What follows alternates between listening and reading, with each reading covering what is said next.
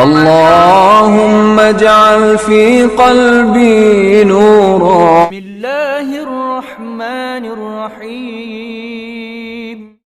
جس زمانے میں شاہجہاں لاہور میں مقیم تھا، ان ایام میں شہنشاہ اکثر اوقات شالامار باغ میں ہاتھیوں کی لڑائی دیکھا کرتا تھا.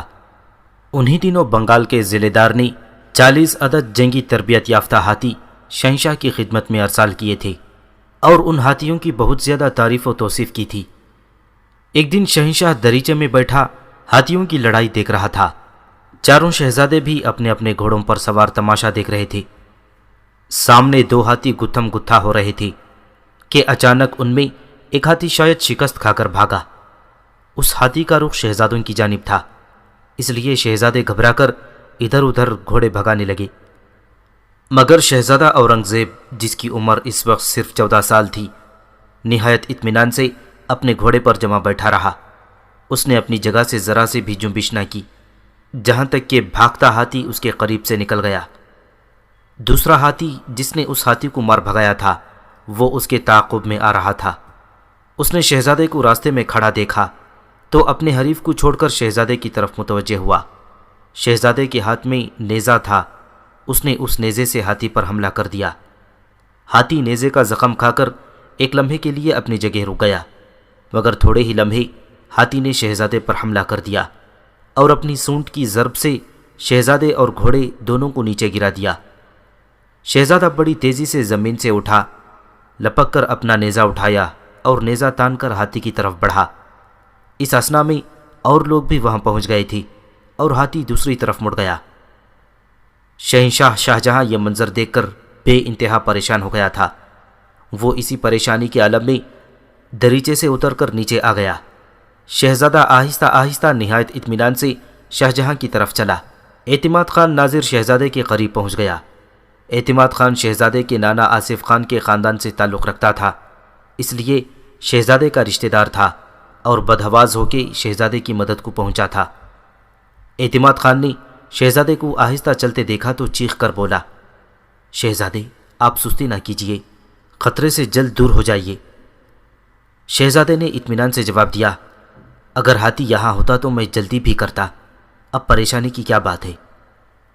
بہرحال جب اورنگزیب شہنشاہ کے قریب پہنچے تو شاہجہاں نے 1 لاکھ روپیے شہزادے پر نچھاور کیے. پھر فرمایا، بابا خدا کا شکر ہے کہ خیریت سے معاملہ گزر گیا، اگر خدا نہ خواستہ کچھ اور ہو جاتا تو کیسی رسوائی ہوتی.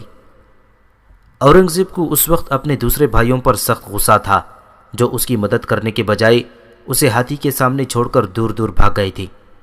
پس اس نے شہنشاہ کو بظاہر مسکراتے ہوئے مگر بہت جل کر جواب دیا، شہنشاہ بابا اگر کچھ اور پیش آتا تو اس میں رسوائی کی کوئی بات نہ تھی.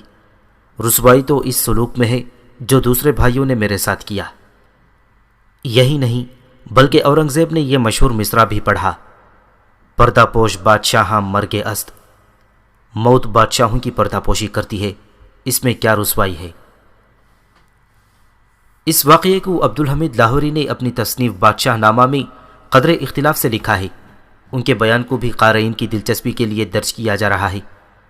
عبدالحمید لاہوری نے اسے اس طرح بیان کیا ہے، شہنشاہ شاہجہاں قلعہ آگرہ کے دریچے سے ہاتھیوں کی لڑائی کا تماشا دیکھ رہا تھا. 2 ہاتھی جن میں ایک کا نام سدھاکر تھا اور دوسرے کا نام سورت سندر تھا، دونوں کو لڑائے جانے کا شہنشاہ نے حکم دیا تھا. سدھاکر اور سورت سندر کی لڑائی شروع ہوئی. سدھاکر نے سورت سندر کو مار بھگایا. اس وقت سدھاکر نے سورت سندر کو بھاگتے دیکھ کر قریب کھڑے شہزادے اورنگزیب پر حملہ کر دیا. شہزادے نے اپنے نیزے سے مردانہ وار ہاتھی کے سر پر زخم لگائے. نوکروں نے ہاتھی کو ڈرانے کے لیے آتش بازی وغیرہ چھوڑی، مگر اس پر کوئی اثر نہ ہوا اور اس نے شہزادے کے گھوڑے کو اپنے دانتوں سے ٹکر مار کر گرا دیا. شہزادہ اورنگزیب بر وقت جست لگا کر رکاب سے کود پڑا. شہزادہ شجاع نے دھوئیں اور بھیڑ میں بمشکل اپنا راستہ بنا کر ہاتھی پر نیزے سے حملہ کیا، لیکن اس کا گھوڑا چمکا اور اسے نیچے گرا دیا. جے سنگھ کا گھوڑا بھی بھڑک گیا تھا. اس وقت شکست خوردہ ہاتھی سورت سندر لڑنے کے لیے پھر لوٹ آیا تھا اور سدھاکر شہزادوں کو چھوڑ کر بھاگ گیا. یہ واقعہ 28 مئی 1633 عیسوی کا ہے. اس وقت شہزادے اورنگزیب کی عمر صرف 14 سال تھی. شہنشاہ نے شہزادے کو 5000 سکہ طلائی اور بہت سے دوسرے تحائف جن کی مجموعی قیمت 2 لاکھ روپے ہوتی ہے تحفے میں دیے تھے۔ اس بیان میں شہزادہ شجاع کا ذکر ہے کہ اس نے اورنگزیب کی مدد کرنے کی کوشش کی تھی، مگر دارا اور مراد کا ذکر نہیں ہے، اس لیے پہلا بیان بھی درست سمجھا جا سکتا ہے، جس میں شہزادے اورنگزیب نے بھائیوں کی بے وفائی اور بزدلی کا شکوہ کیا ہے۔ ہم نے شہزادے اورنگزیب کے بچپن کے 2 واقعات بیان کیے ہیں۔ اس میں پہلے کے واقعے سے اورنگزیب کی ذہانت اور تخت دہلی حاصل کرنے کی خواہش کا اظہار ہوتا ہے، جبکہ دوسرے واقعے سے یہ بات ثابت ہوتی ہے کہ شہزادہ اورنگزیب بچپن ہی سے نہایت جری اور جواں مرد تھا۔ اس کے ساتھ اس نے شہنشاہ کو برجستہ جواب دے کر اپنے حاضر جواب ہونے کا بھی ثبوت فراہم کر دیا تھا۔ مورخوں اور تاریخ دانوں کا یہ طریقہ ہے کہ وہ جب کسی اہم تاریخی شخصیت کا خاکہ لکھنا شروع کرتے ہیں تو اس کی ابتدا اس کی پیدائش سے کرتے ہیں، مگر میں مورخ نہیں بلکہ تاریخ کا ایک طالب علم ہوں اور تاریخ کو قصے کہانیوں اور ناول کی صورت میں قاری کے سامنے پیش کرتا ہوں۔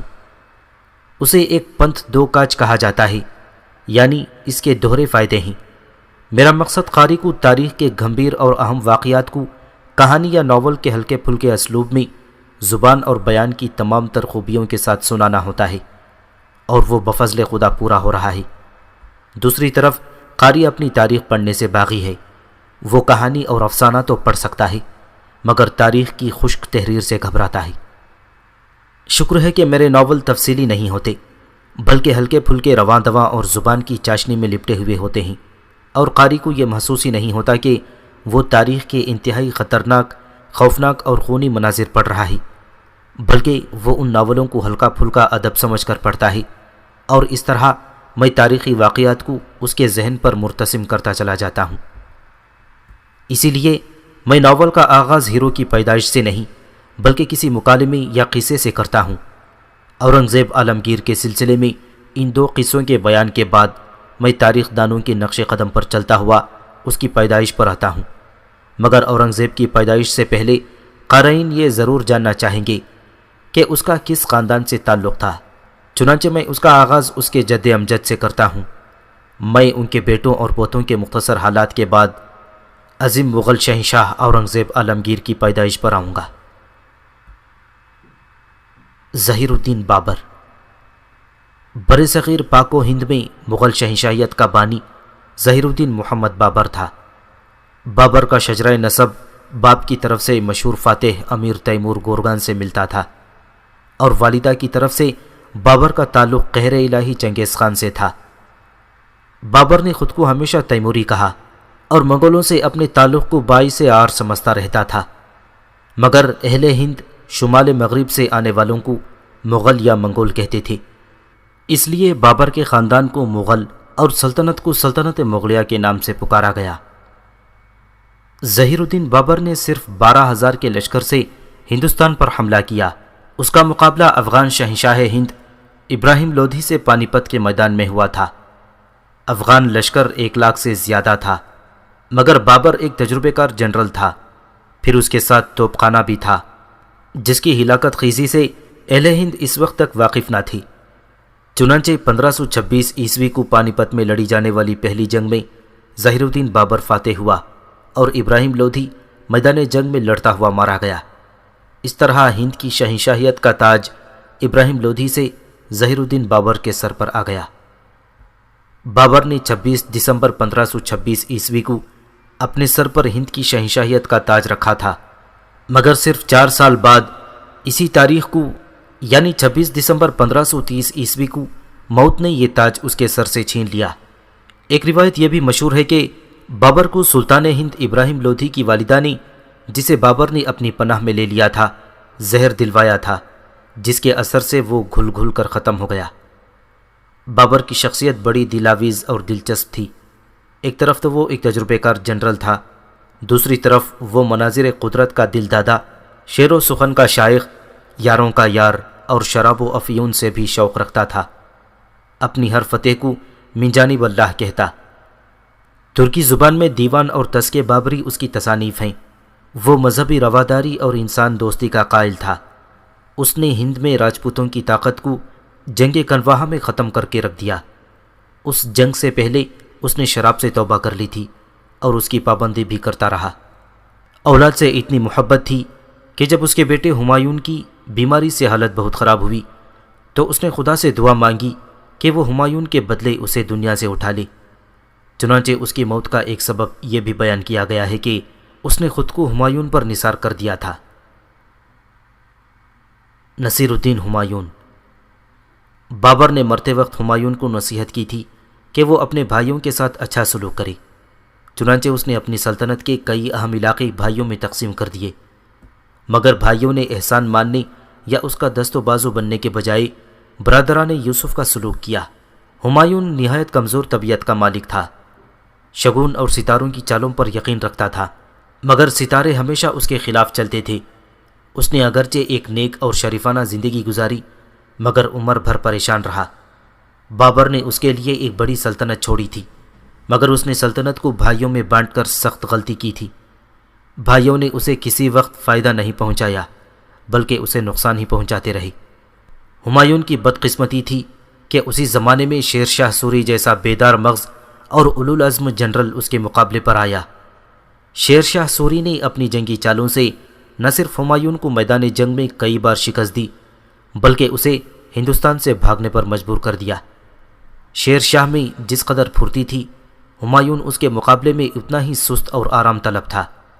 مغل شہنشاہ عام طور سے شراب اور افیون کے رسیا ہوتے تھے۔ ہمایون افیون کھانے کا کچھ زیادہ ہی عادی تھا اور اس افیون نے اسے سست و کاہل بنا دیا تھا، مگر ہمایون میں بہت سی خوبیاں بھی تھیں۔ بابر کی طرح وہ علم و ادب سے شغف رکھتا تھا، کتابیں پڑھنے کا اس قدر شائق تھا کہ جب وہ جان بچا کر ایران بھاگ رہا تھا اس وقت بھی کتابوں کا ایک بڑا ذخیرہ اس کے ساتھ ساتھ تھا۔ بھائیوں نے اسے اتنی تکالیف دیں مگر وہ انہیں ہمیشہ معافی کرتا رہا، وہ احسان فراموش نہیں تھا۔ نظام سقا نے جب اسے ڈوبنے سے بچا کر دوسرے کنارے پہنچایا تو اس کے حصے میں ہمایون نے اسے ایک دن کی بادشاہت عطا کر دی تھی۔ ہمایون نماز روزے کا بھی پابند تھا، اذان کی آواز سنتا تو چلتے ہوئے رک جاتا تھا۔ اس کی موت بھی اذان سنتے ہوئے ہی واقع ہوئی تھی۔ وہ سیڑھیوں سے اتر رہا تھا کہ اذان کی آواز سنائی دی۔ اس کے قدم ایک دم رک گئے، مگر سنگ مرمر کی سیڑھیوں سے پیر پھسلے تو لڑکتا ہوا نیچے پہنچا اور یہی حادثہ اس کی موت کا باعث بن گیا۔ ہمایون ذاتی طور پر بڑا دلیر اور ثابت قدم تھا۔ اس نے گجرات کی جنگ میں ایک منجھے ہوئے جنرل کی طرح اپنے لشکر کی کمان کی، مگر شیر شاہ سوری کے مقابلے پر وہ اپنی صلاحیتوں کا صحیح طور پر استعمال نہ کر سکا۔ پھر اس کا مد مقابل اس سے کہیں زیادہ تجربے کار سپہ سالار ثابت ہوا تھا، جس نے ہمایون کو پورے ہندوستان میں بھگائے رکھا۔ ہمایون کی ناکامی کی اصل وجہ تو اس کے خود بھائی تھے، جنہوں نے مصیبت کے وقت اس کا ساتھ دینا تو الگ بات ہے، خود اس کی جڑیں کاٹنے میں لگے رہے۔ اور یہ اس قدر بھولا اور بامروت تھا کہ اگر کوئی بھائی اس کے قابو بھی آ جاتا تو اسے فوراً معاف کر دیتا۔ اگر شاہ ایران، جس کی ایک بیٹی سے اس نے شادی کر لی تھی، ہمایون کو ایرانی لشکر فراہم نہ کرتا تو وہ دوبارہ تخت و تاج حاصل نہ کر سکتا تھا۔ کہتے ہیں کہ ہمایون نے اپنا مذہب بھی تبدیل کر لیا تھا۔ جلال الدین محمد اکبر۔ جس وقت مغل شہنشاہ ہمایون اپنے مد مقابل شیر شاہ سوری کے خوف سے ایران کی طرف بھاگنے کی فکر میں تھا تو سندھ کے مقام امرکوٹ میں ملکہ حمیدہ بانو کے بطن سے ہمایون کا پہلا بیٹا اکبر پیدا ہوا۔ ہمایون اور اس کے ساتھیوں کو بہت خوشی ہوئی۔ ہمایون اس وقت خالی ہاتھ تھا۔ جب عمرہ اسے مبارکباد دینے آئے تو اس کے اپنے خالی ہاتھ ہونے پر معذرت کی اور وعدہ کیا کہ دن پلٹنے پر وہ انہیں انعام و اکرام سے مالا مال کر دے گا۔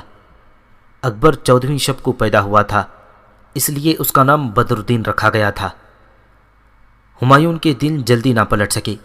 شیر شاہ سوری کا لشکر اس کے تعاقب میں تھا، چنانچہ اسے بے سر و سامانی کے عالم میں ایران بھاگنا پڑا۔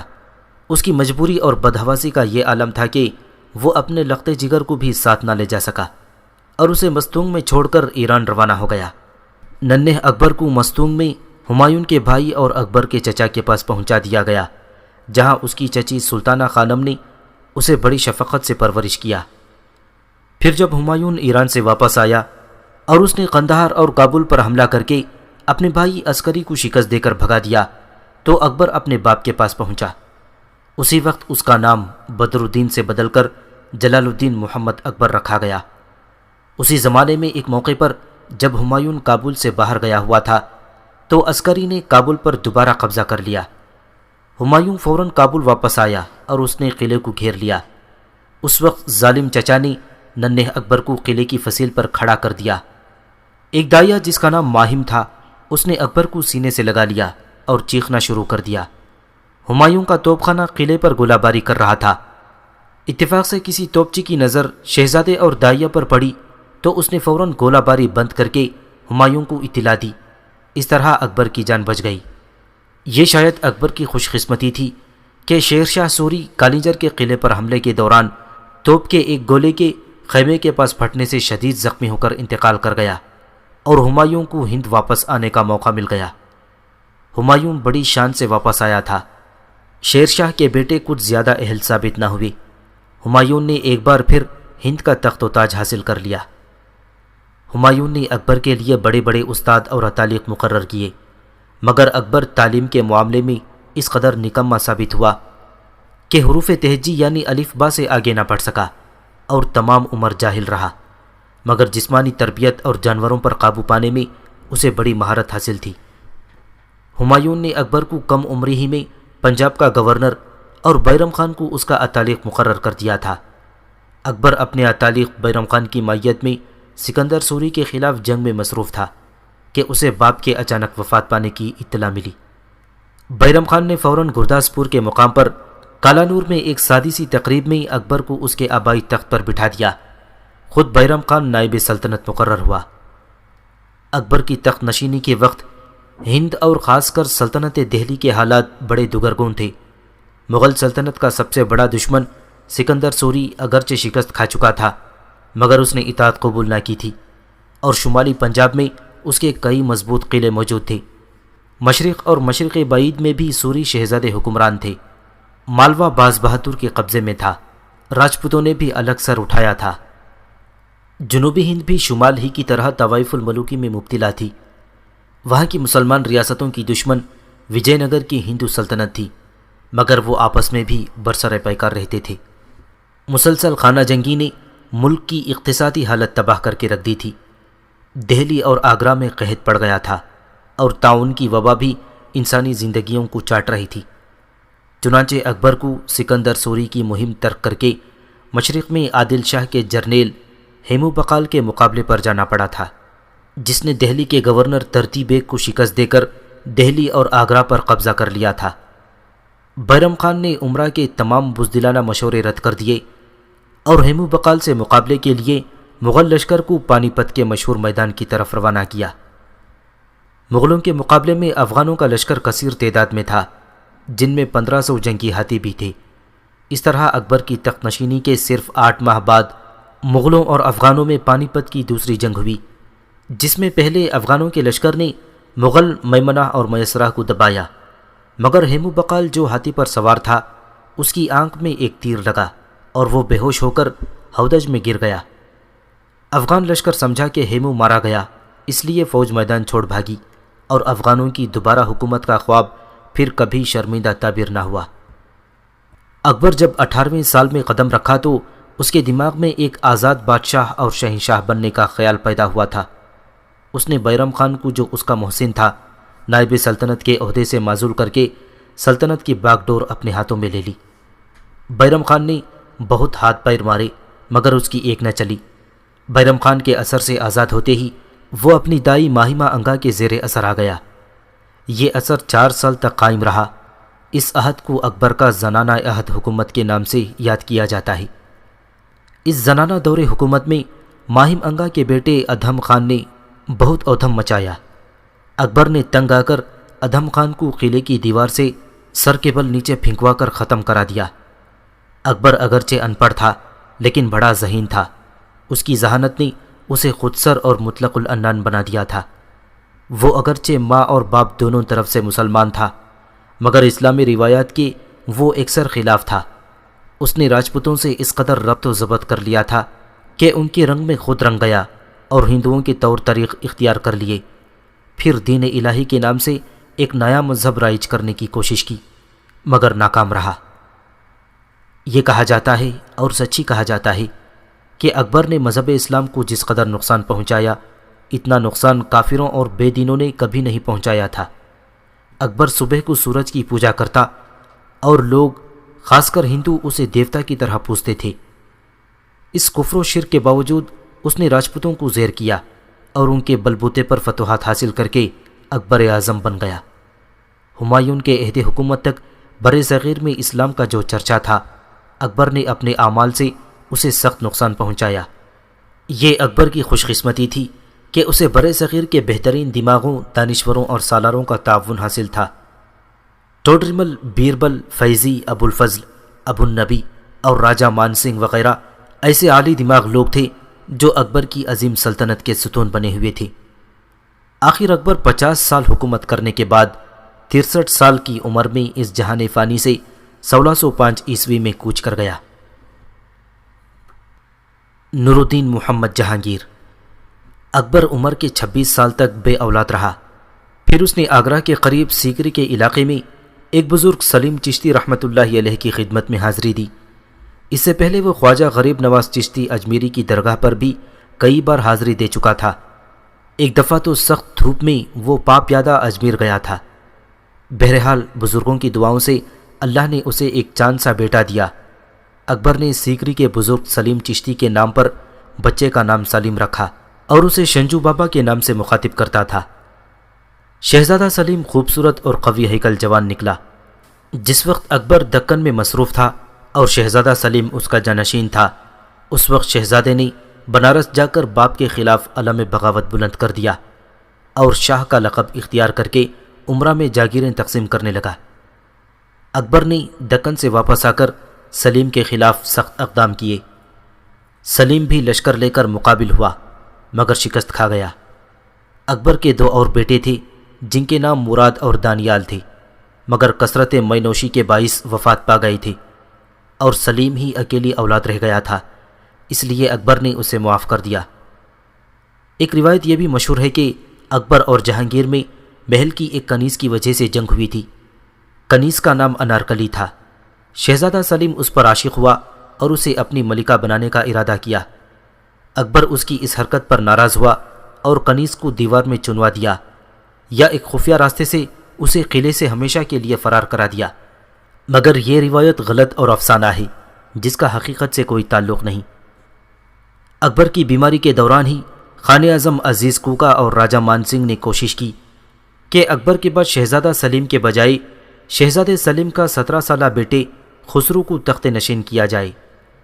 خسرو راجہ مان سنگھ کا بھانجا اور خان اعظم عزیز کوکا کا داماد تھا، مگر ان کی کوششیں بارآور نہ ہو سکیں اور خود اکبر نے اپنی بیماری کے دوران سلیم کو بلا کر اس کے سر پر شاہی پگڑی رکھنے اور کمر میں ہمایونی تلوار لٹکانے کا اشارتاً حکم دے دیا۔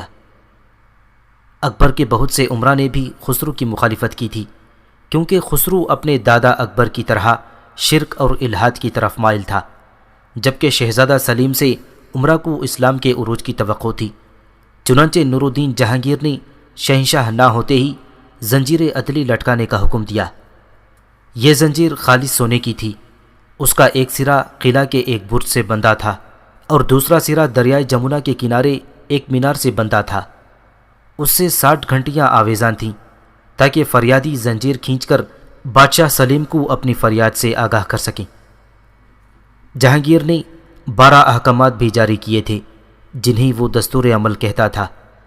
ان احکامات کے ذریعے محصولات کی معافی، رہزنی کے خاتمے، امتناع شراب، متروکہ جائیداد کو اصل وارثوں تک پہنچانا، اعضاء کاٹنے کی سزا کی منسوخی، جائیداد پر قبضے کی روک تھام، شفا خانوں کی تعمیر، جمعرات اور اتوار کو جانوروں کی ذبح پر پابندی اور خیراتی اداروں کے لیے جائیداد اور جاگیروں کی بخشش کا اہتمام، قیدیوں کی رہائی اور قدیم ملازمین کو بحال رکھنے کے حکم نامے جاری کیے تھے۔ جہانگیر نے شراب کی منادی کرا دی تھی، مگر خود مے نوشی میں مبتلا ہو گیا اور عمر کے ساتھ ساتھ اس میں اضافہ ہوتا گیا۔ پھر جب اس نے شیرا فگن کی بیوی مہر النساء نور جہاں سے شادی کی تو خود کو شراب اور ملکہ نور جہاں کے رحم و کرم پر چھوڑ دیا۔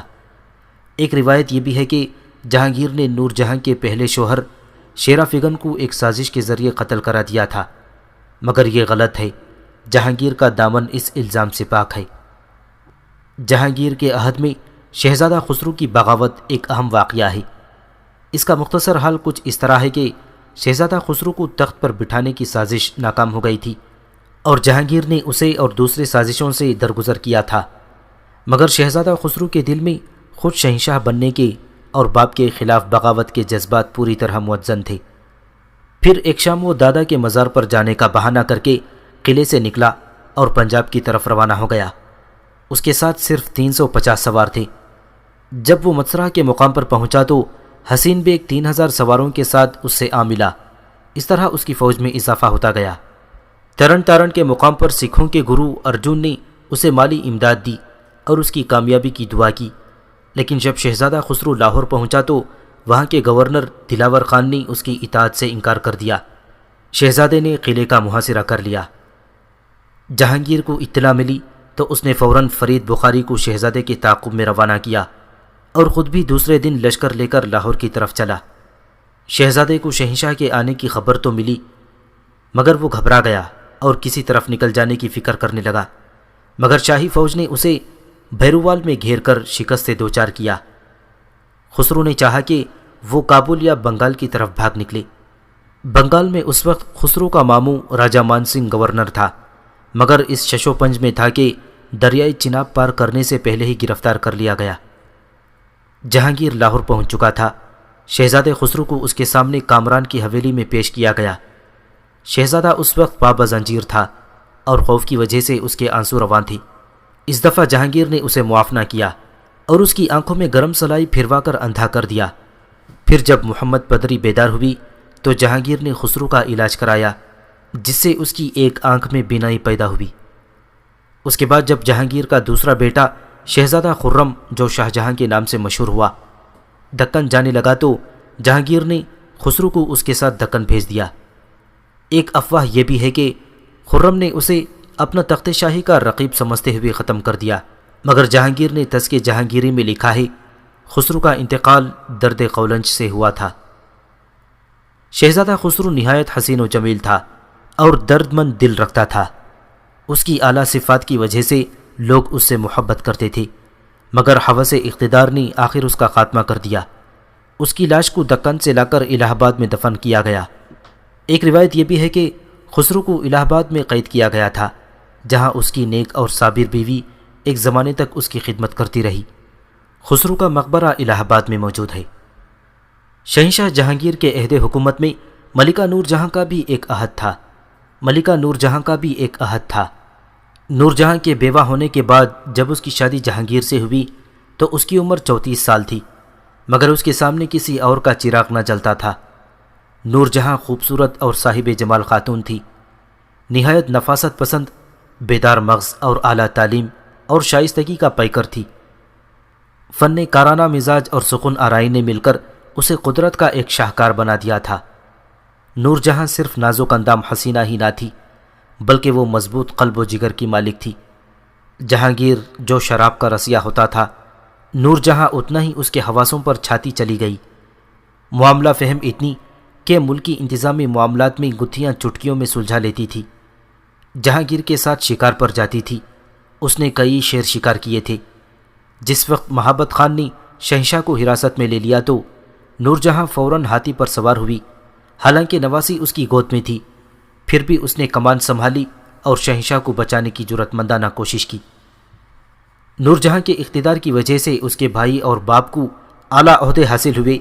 ملکہ کا بھائی آصف خان کا مرتبہ تمام عمرہ سے بلند تھا۔ نور جہاں شہنشاہ سے بھی بہت زیادہ محبت کرتی تھی۔ جہانگیر کے انتقال کے بعد وہ 18 سال زندہ رہی اور شوہر کی قبر میں نئی اختراعات کی۔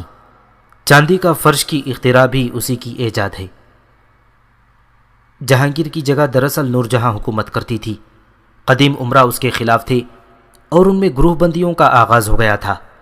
نور جہاں نے پہلے شہزادہ خرم کو آگے بڑھایا، مگر جب شیرا فگن سے اس کی بیٹی لاڈلی بیگم کی شادی جہانگیر کے چھوٹے بیٹے شہریار سے ہوئی تو نور جہاں نے شہریار کو مغل تخت و تاج کا وارث بنانے کی کوشش کی۔ اس سے شہزادہ خرم باغی ہو گیا۔ شراب خوری کی وجہ سے جہانگیر کی صحت روز بروز گرتی جا رہی تھی۔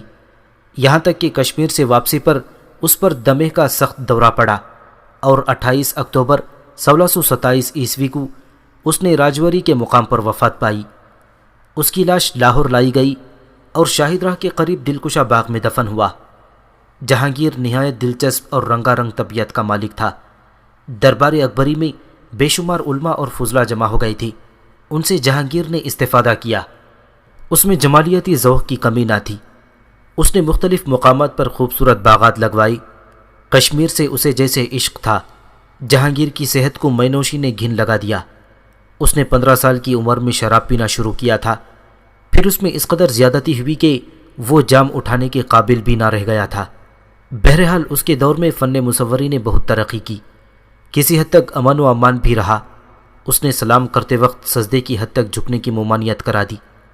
جہانگیر کی تاریخ کا سیاسی پہلو اگرچہ دلچسپ ہے، مگر اس کی اصل خوبی ثقافتی و ترقی پر مضمر ہے۔ شہاب الدین محمد شاہ جہاں۔ مغل خاندان میں سب سے زیادہ وجیح شہزادہ خرم ہی تھا، جو بعد میں شاہ جہاں کے نام سے ہند کی شاہی مسند پر بیٹھا۔ اس نے تعلیم بھی حاصل کی، لیکن اس کا جھکاؤ جسمانی تربیت کی طرف زیادہ تھا۔ خرم بروز جمعرات 5 جنوری 1592 عیسوی میں لاہور میں پیدا ہوا تھا۔ اس کی ماں مارداڑ کے راجپوت خاندان کی راجکماری تھی۔ شاہ جہاں کا باپ بھی ایک راجپوت رانی جس کا نام مریم زمانی رکھا گیا تھا، اس کے بطن سے پیدا ہوا تھا۔ کہتے ہیں شہزادہ خرم کو 4 سال 4 ماہ اور 4 دن کی عمر میں تعلیم حاصل کرنے کے لیے استاد کے سامنے بٹھایا گیا۔ مغل شہزادے عام طور سے اس عمر سے تعلیم کی ابتدا کرتے تھے۔ شہزادہ خرم تیسرا بیٹا تھا۔ جہانگیر کا ایک بیٹا خسرو باپ سے باغی ہو گیا تھا۔ دوسرا بیٹا شہزادہ پرویز حد درجے نکما اور ہمہ وقت شراب میں مدہوش رہتا تھا، اس لیے جہانگیر کو خرم سے امیدیں تھیں۔ جہانگیر کے عہد حکومت کی تمام فتوحات خرم کے مرہون منت تھیں، اور یہ دراصل خرم ہی کے کارنامے تھے۔ شہزادہ خرم وزیر اعظم آصف خان کا داماد تھا، اور وہ سب سے زیادہ مغل تخت کا اہل بھی تھا، اس لیے آصف خان اسے تاجدار ہند بنانا چاہتا تھا۔ اس کے مقابلے پر وزیر اعظم آصف خان کی بہن ملکہ نور جہاں کا داماد شہزادہ شہریار، خرم کے بھائی خسرو دانیال اور ان کی اولادیں تھیں۔ خرم کا سب سے بڑا دشمن شہریار تھا، جسے اپنی ساس ملکہ نور جہاں کی حمایت حاصل تھی۔ جہانگیر کا انتقال لاہور میں ہوا تھا۔ نور جہاں نے فوراً شہریار کو اطلاع بھجوائی کہ وہ جتنی زیادہ فوج جمع کر سکتا ہو جمع کرے اور اپنی بادشاہی کا اعلان کر دے۔ آصف خان اپنے داماد خرم کے لیے کوشاں تھا۔ اس نے اپنی کامیاب سیاسی چال سے ملکہ نور جہاں کی بساط سیاست الٹ دی۔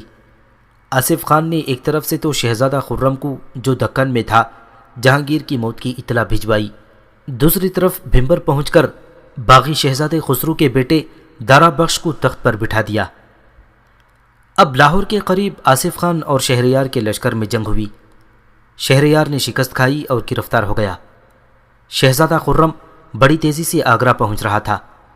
ایک بیان کے مطابق خرم کے حکم پر یا پھر خود آصف خان نے اپنے داماد کا راستہ صاف کرنے کی خاطر تمام شہزادوں کے قتل کا منصوبہ بنایا اور اس منصوبے پر فوراً عمل کیا۔ آصف خان نے دارا بخش، جو بلاقی کہلاتا تھا، شہریار، جو نام اسلانی کے نام سے مشہور تھا، اور شہزادے دانیال کے دونوں بیٹوں کو موت کے گھاٹ اتار دیا۔ اب خرم کے لیے میدان بالکل صاف تھا۔ وہ بڑی شان سے آگرہ میں داخل ہوا اور 4 فروری 1628 عیسوی کو ابو المظفر شہاب الدین محمد صاحب قران ثانی شاہ جہاں کے لقب سے سریر آرائے سلطنت ہوا۔ ملکہ نور جہاں نے سیاست سے کنارہ کشی کا اعلان کر دیا۔ شاہ جہاں نے ملکہ کے لیے 2 لاکھ سالانہ وظیفہ مقرر کر دیا۔ نور جہاں نے اپنی بیٹی لاڈلی بیگم کے ساتھ بقیہ زندگی لاہور میں گزار دی۔ اب وہ سادہ زندگی گزارتی تھی اور خیراتی کاموں میں حصہ لیتی تھی۔ جہانگیر کا مقبرہ لاہور میں بنا تو نور جہاں بھی لاہور میں دفن ہوئی اور آصف خان کو بھی لاہور میں دفن کیا گیا۔ ان تینوں کے مقبرے لاہور شاہراہ میں اس وقت بھی موجود ہیں۔ نور جہاں اور آصف خان کے مقبرے اجڑے ہوئے ہیں، جبکہ مقبرہ جہانگیر لاہور کے بہترین عمارتوں میں شمار ہوتا ہے۔ مغل شہنشاہ اکبر نے اپنے مشرکانہ اور غیر شرعی طریقوں سے اسلام کی روایات کو شدید نقصان پہنچایا تھا۔ اگر خدا نخواستہ جہانگیر بھی باپ کی روش پر چلا ہوتا تو پھر نہ جانے اس کا کیا انجام ہوتا، لیکن جہانگیر نے اکبر کی بہت سی بدعات کو قانوناً ممنوع قرار دیا۔ اس نے اسلام کی حفاظت کا بھی عہد کیا تھا، مگر وہ اس سلسلے میں کوئی قدم نہ اٹھا سکا۔ اب اس مقولے کے تحت کہ جو کام باپ نہ کر سکا وہ بیٹے نے کر دکھایا۔ جہانگیر کے بعد شاہ جہاں نے واقعی کچھ عملی اقدام کیے تھے۔ دربار میں حاضری کے وقت بادشاہ کو کسی نہ کسی طور سجدہ کرنا اب تک چلا آ رہا تھا، اگرچہ جہانگیر نے بھی اس کی ممانعت کی تھی۔ شاہ جہاں نے سلام کے اس طریقے کو یکسر بدل دیا۔ شاہ جہاں شہزادگی کے زمانے ہی سے حضرت مجدد الف ثانی کی تحریک احیاء شریعت سے متاثر تھا اور شرعی قوانین کو جاری کرنے کا خواہش مند تھا، اس لیے اس نے تخت نشین ہوتے ہی بادشاہ کو سجدہ کرنے کی رسم سلام کو بند کرا دیا اور صرف زمین کو ہاتھ سے چھونے کا طریقہ رائج کیا۔ سلام کے اس نئے طریقے کا یہ انداز ہوتا ہے کہ سلام کرنے والا پہلے اپنے دائیں ہاتھ سے زمین کو چھوتا ہے، پھر ہاتھ کی پشت کو چومتا ہے۔ چونکہ اس میں بھی سجدے کا شبہ شامل تھا، اس لیے شاہ جہاں نے اس طریقے کو بھی ختم کرا دیا اور چہار تسلیم کا طریقہ رائج کرایا۔ اس میں سر کو ذرا خم کر کے پیشانی، آنکھوں اور بازوؤں کو چھونا شامل تھا۔ صوفیہ اکرام اور سادات کو اس میں بھی مستثنی قرار دیا گیا، وہ محض اسلامی سلام کہتے تھے۔ شاہ جہاں نے سرکاری تحریروں میں سن ہجری لکھنا قانوناً رائج کیا۔ جہانگیر کے وقت ہندو تہواروں اور رسموں کا اعلان زیادہ ہوتا تھا، مگر شاہ جہاں کے زمانے میں اسلامی تہواروں پر دھوم دھام کا رواج تھا، جس میں زکوٰۃ اور خیرات کی تقسیم ہوتی اور مقدس مقامات کو نذرانے بھیجے جاتے۔ مسلمان خواتین کی غیر مسلموں سے شادیاں بند کر دی گئیں، مگر غیر مسلموں کے ساتھ رواداری کا رویہ برقرار رکھا اور انہیں بڑے بڑے مناصب دیے جانے کا رواج بھی برقرار رہا۔ شاہ جہاں کے محل میں اس کی کئی بیویاں تھیں جو ایک سے بڑھ کر ایک تھی۔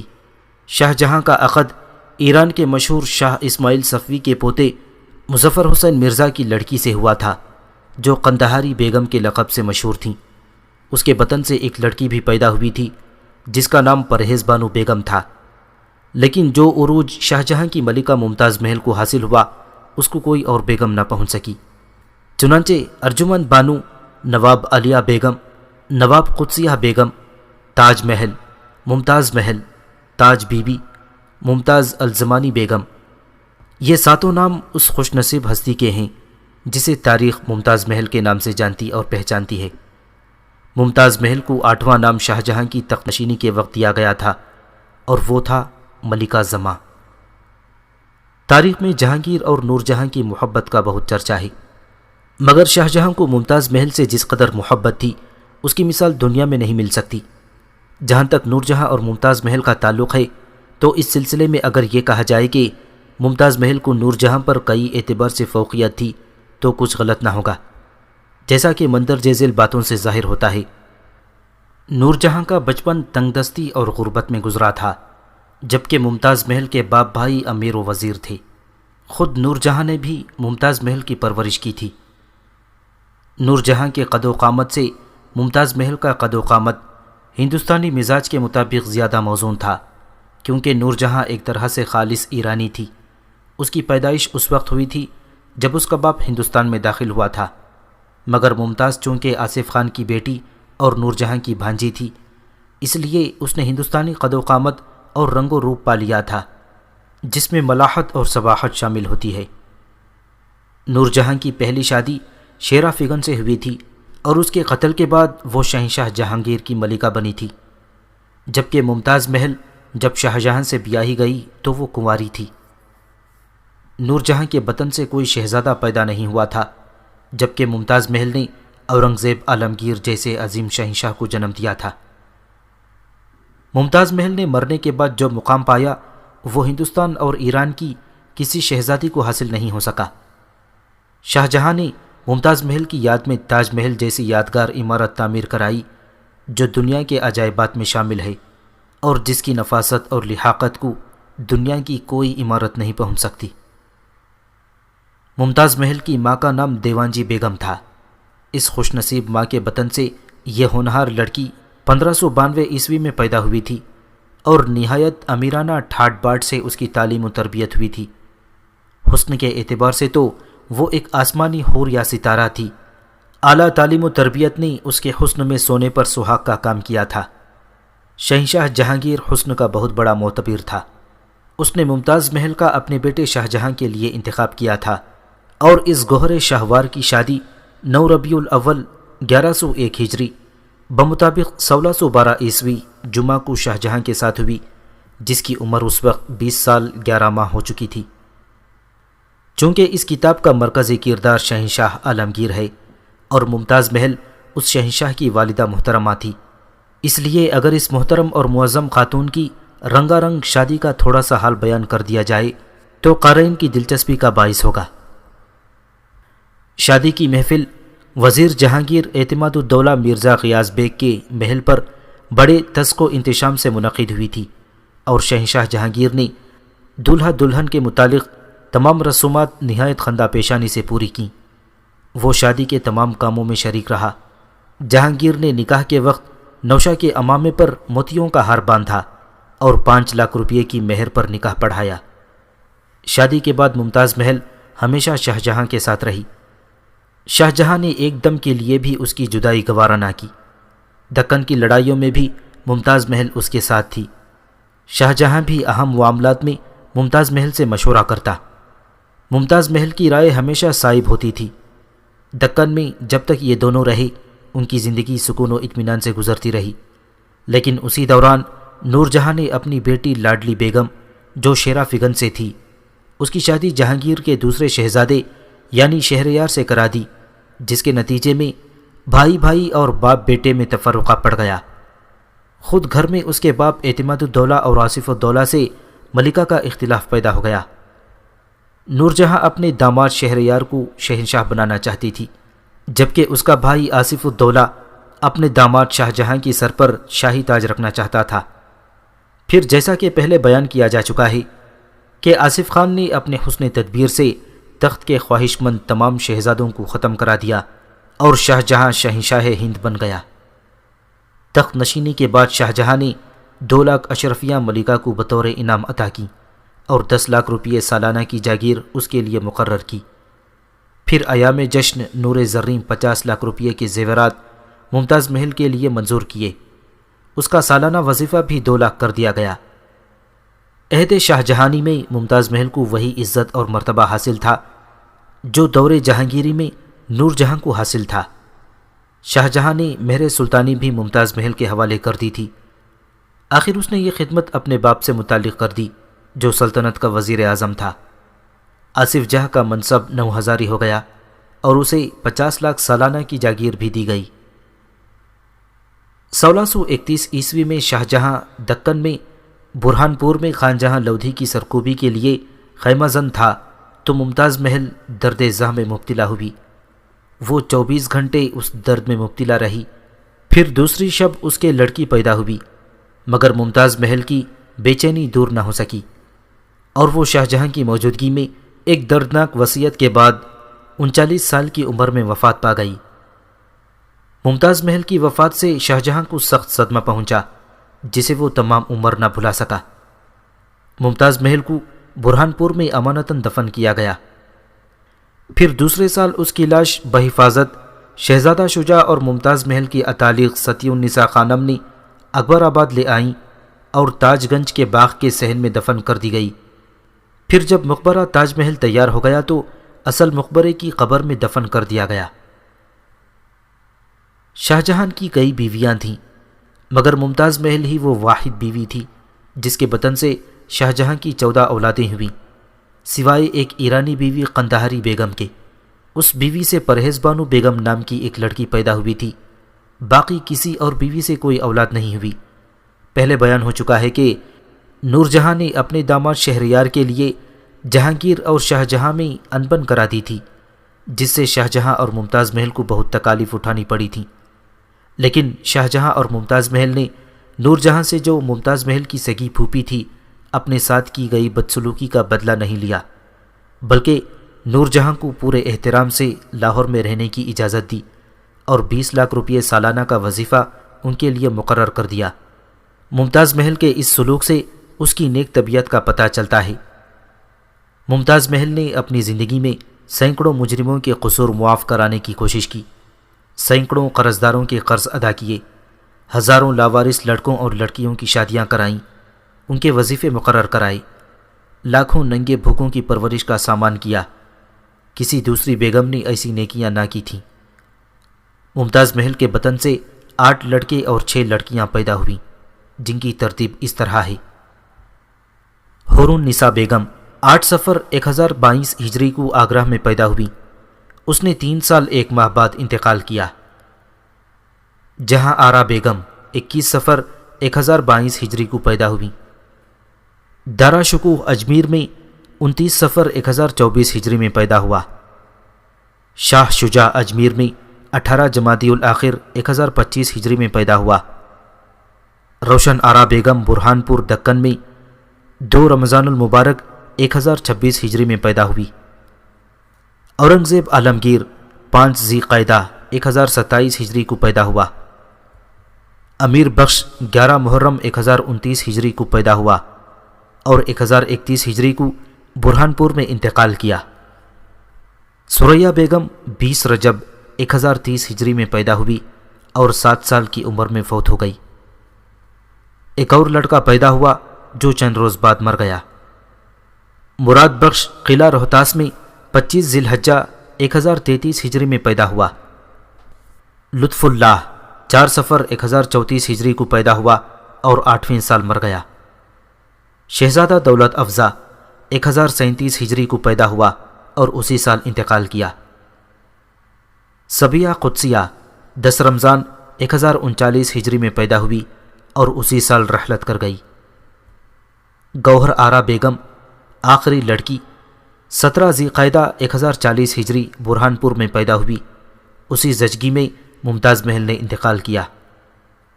شاہجہاں کی ایک اور بیوی کا کئی تاریخوں میں نام اور تھوڑا سا حال ملتا ہے، جس کا نام اعزاز النساء بیگم تھا۔ یہ بیگم پہلے اکبر آبادی بیگم کے نام سے یاد کی جاتی تھیں، پھر اعزاز النساء بیگم کا خطاب پایا۔ یہ بیگم شاہجہاں بادشاہ کی معزز بیگمات میں سے تھیں۔ شاہجہاں کی ممتاز محل سے شادی کرنے سے پہلے اعزاز النساء بیگم کا بڑا دور دورہ رہا تھا۔ ممتاز محل سے شادی کرنے کے بعد بھی اس بیگم کے اعزاز میں کوئی فرق نہیں آیا۔ ممتاز محل کا درجہ خاص تھا۔ اس کے باپ آصف خان کے وزیر سلطنت ہونے کی وجہ سے ممتاز محل کو ساری سلطنت پر اقتدار حاصل تھا۔ ممتاز محل کے حسن ذاتی اور صفات اعلیٰ نے اسے بادشاہ کی نظروں میں سب سے زیادہ بلند درجہ حاصل تھا، لیکن اعزازی بیگم کے ذاتی صفات، حسن اخلاق اور ہر ایک سے مناسب برتاؤ سے اسے بہت ہر دل عزیز بنا دیا تھا۔ خود ممتاز محل بھی جو اس کی حریف تھی، وہ بھی اعزازی بیگم کے اخلاق اور ملنساری کی فریفتہ تھی۔ اکثر ایسا ہوتا کہ دونوں یعنی اعزازی بیگم اور ملکہ ممتاز محل بادشاہ کے حضور مل کے بیٹھ جاتی تھیں تو قطبین کا منظر پیش نظر ہوتا، یا پھر جیسے چاند کے پاس زہرہ و مشتری جمع ہو گئی ہوں۔ اعزازی بیگم حسن و جمال میں کچھ کم نہ تھیں، ان میں اگرچہ ملنساری اور اعلیٰ اخلاق کی صفات موجود تھیں، لیکن وہ حد درجے کی غیور تھیں۔ انہیں اپنی خودداری اور ذاتی تمکنت کا بڑا خیال رہتا تھا۔ اعزازی بیگم کے محل میں ہر بات ایک حد کے اندر رہتی تھی، کوئی بھی اونچی آواز سے نہ بول سکتا تھا۔ وہ خود بھی نرم لہجے اور دبی آواز میں بات کرتی تھیں۔ وہ ہر کام کے لیے وقت کی پابند تھیں۔ شاعری، نظم و نثر میں بڑی قابلیت کی مالک تھیں۔ خط نستعلیق میں اچھی مہارت حاصل تھی۔ اعزازی بیگم کے بطن سے ایک لڑکا پیدا ہوا تھا، مگر 3 سال کا ہو کر انتقال کر گیا۔ وہ ممتاز محل کی اولاد کو اپنی اولاد سمجھتیں، بچے بھی ان کا ادب اپنی سگی ماں کی طرح کرتے تھے۔ چنانچہ ممتاز بیگم کے انتقال کے بعد اس کے جو بچے چھوٹے تھے، اعزازی بیگم نے ان کی دیکھ بھال میں کوئی دقیقہ نہ اٹھا رکھا تھا۔ یہ ایسی باتیں تھیں جو اعزازی بیگم کو بادشاہ اور محل کی دوسری خواتین میں قابل احترام بنائے رکھتی تھیں۔ ممتاز محل کے بعد اگر شاہجہاں کسی بیگم پر کچھ توجہ دیتا تھا تو وہ صرف اعزازی بیگم تھیں، ورنہ ممتاز محل کی محبت نے بادشاہ کو سب سے لا تعلق کر دیا تھا۔ اعزازی بیگم کی طبیعت رشک و حسد سے بالکل پاک تھی۔ ممتاز محل جب کبھی بادشاہ سے روٹھ جاتی تو وہ اعزازی بیگم ہی تھیں جو دونوں طرف سے گفت و شنید کرتی اور درمیان میں پڑھ کر بڑی خوبی اور خلوص سے ان کے درمیان صلح و صفائی کراتیں۔ ان کے اس خلوص اور ادا سے شاہجہاں اور ممتاز محل دونوں کو ان کا والا و شیدہ بنا دیا تھا۔ ایسے موقع پر ممتاز محبت بڑے پیار سے ان کے گلے میں باہیں ڈال کر بچوں کی طرح جھول جاتی تھیں۔ اعزاز بیگم شاہی محلات کے قواعد کی خود پابند تھیں اور اپنے ملازمین کو بھی کسی طرح کی باقاعدگی کی اجازت نہ دیتی تھیں۔ اس طرح ان کا ہر ملازم اور ہر ملازمہ قواعد کی پابندی کا نمونہ پیش کرتا تھا۔ سلطنت مغلیہ کا آخری عظیم فرمانرواں اورنگزیب عالمگیر 24 اکتوبر 1618 عیسوی بمطابق 15 ذی قعدہ 1027 ہجری گجرات کے ایک مقام دوحد میں پیدا ہوا۔ یہ شہنشاہ جہانگیر کا دور حکومت تھا اور اس کا بیٹا شہزادہ خرم مع اپنی لاڈلی اور چہیتی بیگم ممتاز محل کے شہنشاہ کے ہم رکاب تھا۔ دوحد کا مقام مالوا اور احمد آباد کی سرحد پر واقع تھا اور 15 ذی قعدہ کی شب جب اورنگزیب پیدا ہوا تھا تو شاہی لشکر اس مقام پر ٹھہرا ہوا تھا۔ اس وقت کسے معلوم تھا کہ ضدی اور خودسر شہزادہ خرم کا یہ تیسرا بیٹا سلطنت مغلیہ کا آخری عظیم شہنشاہ ہوگا، بلکہ بر صغیر کی تاریخ میں عظمت و استقلال اور فخر و شہنشاہی کا ایک نیا باب رقم کرے گا۔ بچے کی پیدائش کے وقت شہزادہ خرم یعنی شاہجہاں برابر کے خیمے میں موجود تھا۔ بچے کی آواز سن کر وہ تیز قدموں سے اس خیمے میں داخل ہوا جسے زچہ خانے کے طور پر استعمال کیا گیا تھا، تو سب سے پہلے اس کی نظر چہیتی بیوی کے مسکراتے چہرے پر پڑی۔ ولی عہد کو تیسرا بیٹا مبارک ہو، ممتاز محل نے پرمسرت لہجے میں شہزادے کو بیٹے کی پیدائش کی نوید سنائی۔ تم کو بھی مبارک ہو جان خرم۔ اور شہزادے نے چاہا کہ دایا کے ہاتھوں میں کپڑے میں لپٹی ہوئی گوشت پوست کی اس پوٹلی کو چھین کر اپنے سینے سے لگا لے، مگر ممتاز محل نے اسے اشارے سے منع کر دیا۔ پھر شہزادہ 1000 اشرفیوں کی تھیلی اٹھائے تیز تیز قدموں سے شہنشاہ کے عالیشان خیمے میں اس انداز سے داخل ہوا کہ پہرے پر کھڑے چاروں محافظ دبک کر ایک طرف ہو گئے اور شہزادہ اسی عالم میں بے خود اور سرشاری میں شہنشاہ کے سامنے پہنچ گیا۔ خرم، کیا ہوا تجھے؟ شہنشاہ نے حیران نظروں سے اسے دیکھا۔ ابا حضور کی خدمت میں تیسرے غلام کی نوید مسرت پیش کرنے حاضر ہوا ہوں۔ خرم نے ہکلاتے ہوئے مشکل سے یہ الفاظ ادا کیے اور 1000 اشرفیوں سے بھری تھیلی شہنشاہ کے قدموں میں رکھ دی۔ شہنشاہ جہانگیر مسکرایا۔ اس نے نظریں گھما کر ملکہ نور جہاں کو دیکھا۔ ملکہ کے چہرے پر بھی مسرت کی لکیریں چمک اٹھی تھیں۔ مبارک ہو تمہیں، شہنشاہ نے آہستہ سے کہا۔ اس خانہ زاد کا نام تجویز فرمایا جائے ابا حضور، شہزادہ نے التماس کیا۔ اورنگزیب، شہنشاہ نے چند لمحوں کے توقف کے بعد فرمایا۔ پھر ایک درباری شاعر طالب علی کلیم نے اورنگزیب کی پیدائش کی تاریخ لکھی، چنانچہ اس کی تاریخ تھی آفتاب عالم تاب 1027 ہجری۔ اس کے ساتھ ہی ایک اور مورخ محمد علی کنبہ نے عمل صالح میں اورنگزیب کی پیدائش کی تاریخ ایک اور لکھی ہے، گوہر تاج ملوک اورنگزیب۔ دوحد کا مقام اس وقت غالباً ویران سا تھا، اس لیے شاہی قافلہ وہاں زیادہ دن نہ ٹھہرا اور نام رکھنے کی رسم ادا کرتے ہی وہاں سے چل پڑا۔ اگلی منزل مالوا کے صدر مقام اجین میں ہوئی۔ وہاں اورنگزیب کا جشن ولادت منایا گیا۔ جہانگیر نے اس خوشی کے موقع پر اپنے امراء میں انعامات تقسیم کیے۔ اس سلسلے میں تعجب کی بات یہ ہے کہ خانی خان نے اپنی تصنیف منتخب الالباب میں اورنگزیب کی تاریخ کا سال پیدائش 1028 ہجری لکھا ہے، اور غالباً خانی خان کی تقلید میں ظفر نامے کے مصنف نے بھی یہی غلطی کی ہے، جبکہ محمد صالح کمبوہ اور تزکیہ جہانگیری میں یہ پیدائش 1027 ہجری بیان کی گئی ہے۔ سب جانتے ہیں کہ محمد صالح کمبوہ شاہجہاں کے درمن سے وابستہ تھا اور وہ 1075 ہجری تک زندہ رہا۔ منتخب الالباب اور ظفر نامے کی غلطی کا ایک ثبوت یہ ہے کہ اگر اورنگزیب کا سال پیدائش 1028 ہجری تسلیم کیا جائے تو شاہجہاں کا چوتھا بیٹا امیر بخش 11 محرم 1029 ہجری میں پیدا ہوا تھا۔ محرم کا مہینہ اسلامی مہینوں میں سب سے پہلا مہینہ ہے، جس کے 11ویں دن اورنگزیب کا چوتھا بھائی جس کا تیسرے سال انتقال ہو گیا تھا، اس کا پیدا ہونا ممکن نظر نہیں آتا، کیونکہ 15 ذی القعدہ سے 11 محرم تک مشکل سے 3 ماہ ہوتے ہیں۔ اس کے 3 ماہ کے اندر اندر 2 بچوں کا پیدا ہونا کس طرح ممکن ہے؟ ہاں 2 بچے ایک ساتھ تو ہو سکتے ہیں، مگر 3 ماہ سے کم عرصے میں دوسرا بچہ پیدا نہیں ہو سکتا۔ اس سلسلے میں ممتاز محل کے بطن سے پیدا ہونے والی 14 اولادوں، 8 لڑکے اور 6 لڑکیوں کی ترتیب اور فہرست پچھلے صفحات میں دیکھی جا سکتی ہیں۔ یہ فہرست انتہائی مستند ہے، اس لیے اسے اردو اسلامی تاریخی ناولوں کے خالق علامہ عبدالحلیم لکھنوی نے اپنی کتاب المقدرات میں درج کی ہے، جسے کسی صورت رد نہیں کیا جا سکتا۔ اب ہم اس داستان کو آگے بڑھاتے ہیں، اس لیے کہ یہ اورنگزیب کی تاریخ نہیں بلکہ اورنگزیب عالمگیر پر ایک تاریخی ناول ہے۔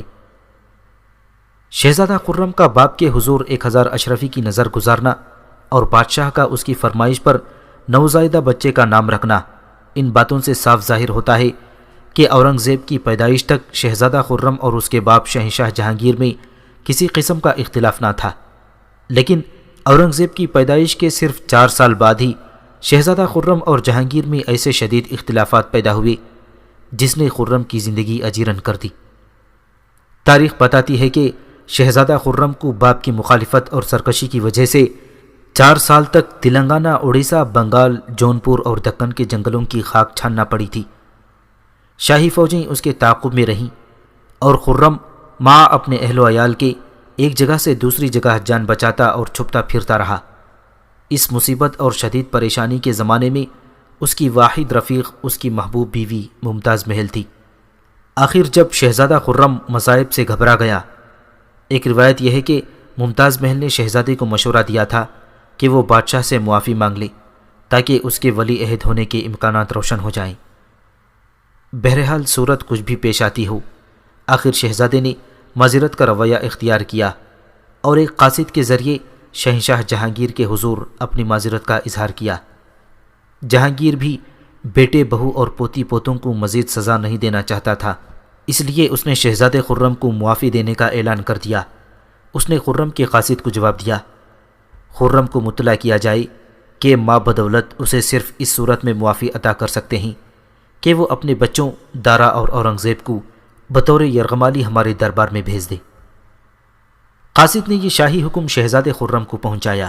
میاں بیوی میں مختصر سی گفتگو ہوئی اور انہوں نے فوری طور پر اسی قاصد کے ساتھ شہزادے دارا اور اورنگزیب کو شہنشاہ کے پاس روانہ کر دیا۔ جہانگیر کے پاس خرم کا ایک بیٹا شاہ شجاع پہلے سے ہی تھا۔ شجاع کو ملکہ نور جہاں نے اپنے پاس رکھ لیا تھا۔ پس 2 مزید بیٹوں کو اپنے سے جدا کرتے وقت ممتاز محل کے دل پر کیا گزری ہوگی، اس کا نقشہ الفاظ میں کھینچنا مشکل ہے۔ ممتاز محل کی کیفیت کا صرف اس بات سے اندازہ لگایا جا سکتا ہے کہ جس وقت اس کے دونوں بیٹے لاہور روانہ ہوئے تو ممتاز محل 100 گز تک ان سواروں کے پیچھے پیدل بھاگتی رہی جو شہزادوں کو لے کر جا رہے تھے۔ پھر شہزادہ خرم اسے سمجھا بجھا کر واپس لایا۔ شہنشاہ جہانگیر ان دنوں لاہور میں قیام پذیر تھا۔ دارا اور اورنگزیب کو وہیں اس کے حضور پیش کیا گیا۔ اورنگزیب کی عمر اس وقت 8 سال کی تھی، دارا اس سے 3 سال بڑا تھا۔ ملکہ نور جہاں نے شجاع کے دونوں بھائیوں کو اسی محبت اور خلوص کے ساتھ قبول کیا جیسے اس نے شجاع کو قبول کیا تھا۔ شہزادے خرم کے یہ تینوں بیٹے 2 سال تک ملکہ نور جہاں سے وابستہ رہی۔ پھر جب جہانگیر کا انتقال ہوا اور شہزادہ خرم شاہ جہاں کے نام سے تخت سلطنت پر متمکن ہوا تو اس نے تینوں بیٹوں کو لاہور سے آگرہ واپس بلوا لیا۔ آصف خان جو شاہ جہاں کا خسر اور بچوں کا نانا تھا، شہزادوں کو ساتھ لے کر لاہور سے اکبر آباد یعنی آگرہ آ گیا۔ بادشاہ نامہ کے مصنف عبدالحمید لاہوری نے شہزادوں کی واپسی کی بہت تفصیلی داستان بیان کی ہے۔ ممتا کی ماری ممتاز محل کی اس وقت کی خوشی کا عالم دیدنی تھا جب اس نے اپنے بچھڑے ہوئے 3 بیٹوں کو اپنے سامنے پایا۔ اس کی چمکیلی آنکھوں سے مسرت کے آنسو ٹپک رہے تھے، ہونٹ لرز رہے تھے اور وہ ایک ایک بیٹے کو باری باری سینے سے لگاتی اور چومتی تھی۔ شہنشاہ شاہ جہاں جھروکے میں بیٹھا ملاپ کا یہ منظر دیکھ رہا تھا۔ اس زمانے میں مغل شہنشاہ محل کے جھروکوں میں بیٹھ کر رعیت کو اپنا دیدار کراتے تھے۔ اس میں شہنشاہ کی عظمت کے علاوہ اس کی حفاظت کا بھی ایک پہلو پایا جاتا تھا۔ جس وقت بچوں نے اپنے ننھے ننھے ہاتھوں سے جھروکوں کے سامنے شہنشاہ کو نظریں پیش کیں تو شہنشاہ شفقت پدری سے اس قدر بے چین ہوا کہ جھروکوں سے اٹھ کر شہزادوں کے پاس آ گیا اور ایک ایک کو سینے سے بھینچ بھینچ کر خوب پیار کیا۔ واضح رہے کہ اورنگزیب کی عمر اس وقت 10 سال تھی جب شہزادہ خرم کی تاج پوشی ہوئی اور اس نے شہنشاہ شاہجہاں کا لقب اختیار کیا تو اس نے امراء اور شہزادوں میں انعام تقسیم کیے اور ان کے مشاہرے مقرر کیے۔ اورنگزیب کو انعام میں 1 لاکھ روپے نقد اور 5